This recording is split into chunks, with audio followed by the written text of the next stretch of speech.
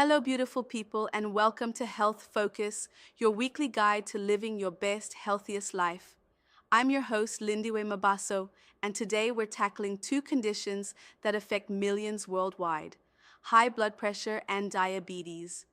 Both conditions require attention and care, but with the right knowledge, they can be effectively managed through lifestyle changes.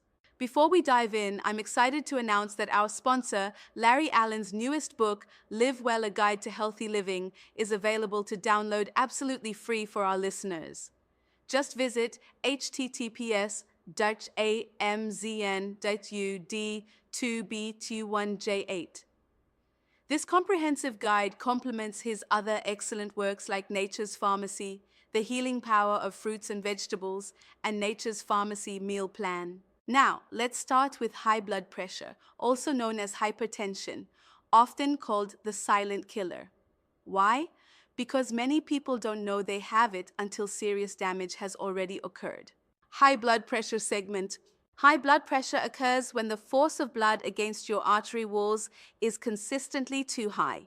This puts extra strain on your blood vessels, heart, and other vital organs like your kidneys and brain. Over time, this can lead to serious conditions including heart disease, stroke, and kidney damage. Now, I know many of you have questions about this condition, so let's get to some listener questions. First up is Thabo from Johannesburg. Hi Lindiwe, I've recently been diagnosed with high blood pressure, but I don't feel sick at all.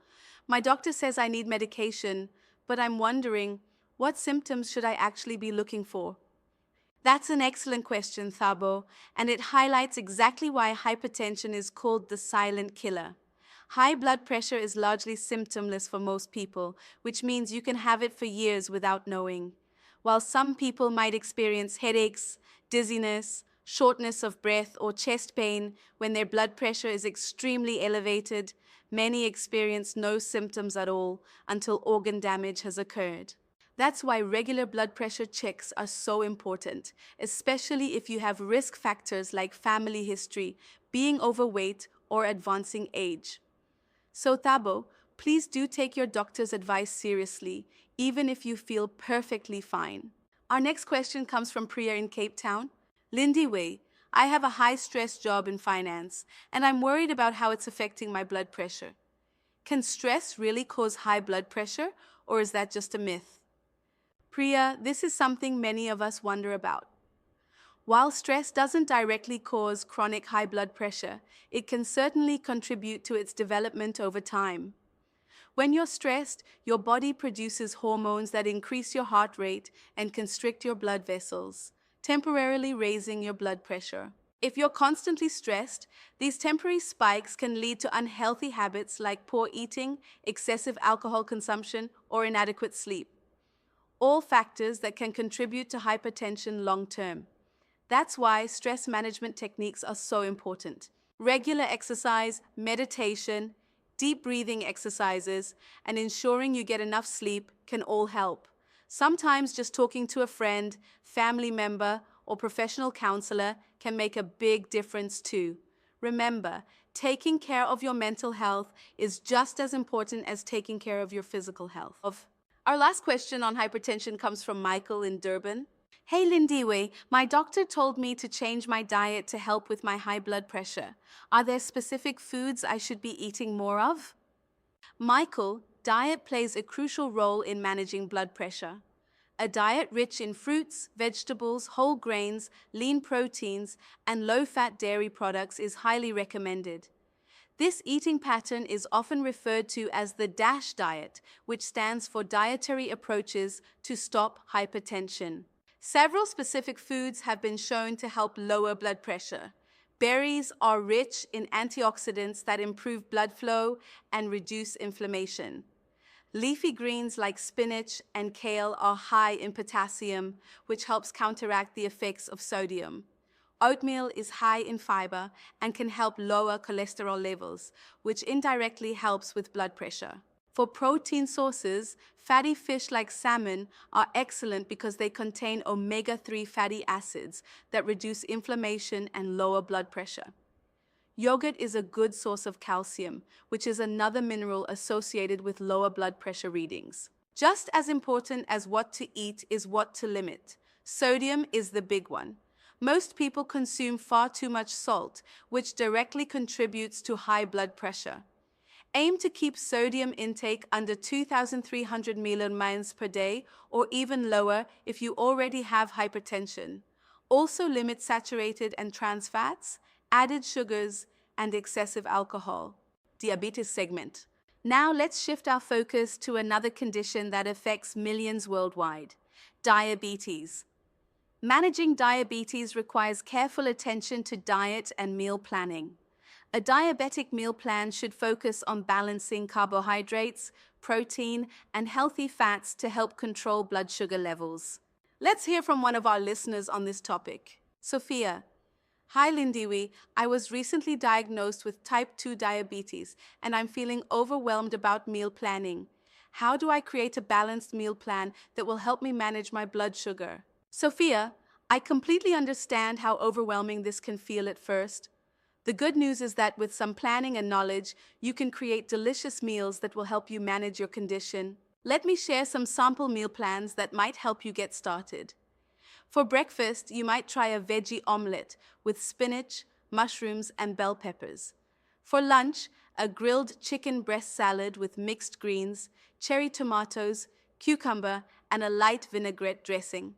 A good afternoon snack could be Greek yogurt with a handful of almonds.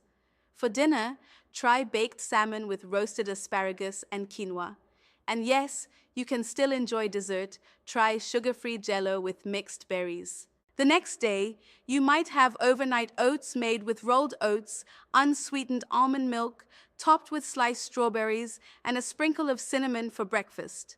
Lunch could be a turkey and avocado wrap using a whole grain tortilla with lettuce, tomato, and mustard. Snack on carrot sticks with hummus. For dinner, grilled lean steak with steamed broccoli and a side of sweet potato. And for dessert, a sugar-free pudding cup. On day 3, try whole grain toast topped with mashed avocado and a poached egg for breakfast. For lunch, a quinoa salad with diced chicken breast, cherry tomatoes, cucumber, and lemon vinaigrette. Snack on celery sticks with natural peanut butter. Dinner could be baked chicken breast with roasted Brussels sprouts and brown rice. And for dessert, baked apple slices sprinkled with cinnamon. Let's hear from another listener on diabetes management. James. Lindiwe, I love cooking but struggle with creating diabetic-friendly recipes that actually taste good. Do you have any recipes that are both healthy and flavorful? Absolutely, James. I'd love to share a delicious recipe for lemon herb-crusted cod that's perfect for diabetics. You'll need 4 cod fillets, 2 tablespoons fresh lemon juice, 1 teaspoon lemon zest, 2 tablespoons chopped fresh parsley, 1 tablespoon chopped fresh dill, 1/4 cup whole wheat breadcrumbs, 1 tablespoon olive oil, and salt and pepper to taste. Preheat your oven to 400 degrees. Place the cod fillets on a baking sheet lined with parchment paper. In a small bowl, combine the lemon juice, lemon zest, parsley, dill, breadcrumbs, olive oil, salt, and pepper. Mix well and spread this herb mixture evenly over each cod fillet, pressing lightly to adhere. Bake for about 12-15 minutes until the fish flakes easily and the crust is golden brown. Serve with roasted asparagus and cooked quinoa for a complete, balanced meal. This recipe is low in carbohydrates, high in protein, and packed with flavor, proving that diabetic-friendly doesn't have to mean bland. Nandi. Hi Lindiwe, I just found out I have both high blood pressure and diabetes. Are there foods that can help manage both conditions at once? Nandi, that's an excellent question. There are indeed many foods that can help manage both conditions simultaneously. The good news is that the dietary recommendations for both conditions overlap significantly. Focus on foods like leafy greens, which are high in potassium to help lower blood pressure, and low in carbohydrates to help manage blood sugar. Berries are excellent for both conditions. They're rich in antioxidants that help with blood pressure and have a lower glycemic index than many other fruits. Fatty fish like salmon provides omega-3 fatty acids that help with blood pressure and protein that won't spike your blood sugar. Nuts and seeds provide healthy fats, protein, and fiber, all beneficial for both conditions.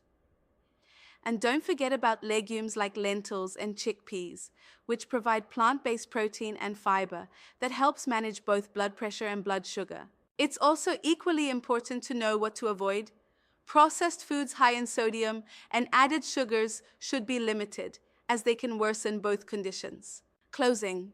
Remember, while all the advice we've shared today is valuable, it's essential to consult with a registered dietitian or healthcare professional to personalize your meal plan based on your specific needs and dietary restrictions. They can help you create a plan that suits your preferences and helps you manage your conditions effectively. Before we wrap up, I want to remind everyone that Larry Allen's Live Well, A Guide to Healthy Living is available as a free download for our listeners at healthfocuspodcast.com on LiveWell using code HealthFocus. Also, check out his other books, Nature's Pharmacy, The Healing Power of Fruits and Vegetables, Nature's Pharmacy Meal Plan, and Nature's Pharmacy, Let Food Be Thy Medicine. Thank you for joining me today on Health Focus. I'm Lindiwe Mabaso, reminding you that knowledge is power, especially when it comes to your health. Take care of yourselves, and I'll be back next week with more health insights to help you live your best life.